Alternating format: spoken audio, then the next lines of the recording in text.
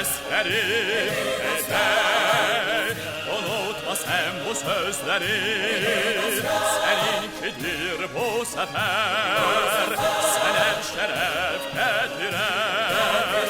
Susturacak azgın düşmeni, Azerbaycan'ın igid askeri.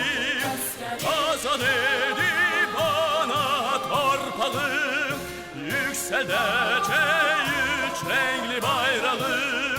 El bir olsa eğer birleşse, el bir olsa eğer birleşse, el bir olsa eğer birleşse, el bir olsa eğer birleşse. Düşmene birse çekiler, igid asker hamle eder, vatan oğlu bir olanda. İgid asker hamle eder, düşmenin gözü döküler, vatan oğlu bir olanda, vatan oğlu bir olanda.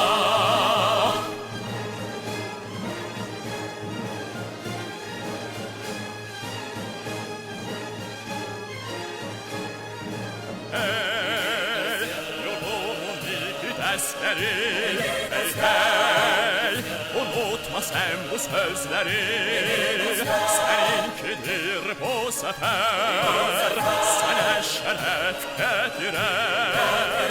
Susturacak azgın düşmeni, Azerbaycan'ın igid askeri.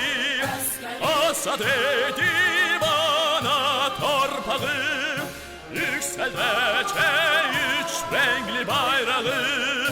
El bir olsa eğer birleşse, el bir olsa eğer birleşse, el bir olsa eğer birleşse, el bir olsa eğer birleşse. Düşmene birse çekiler, igid asker hamle eder, vatan oğlu bir olanda.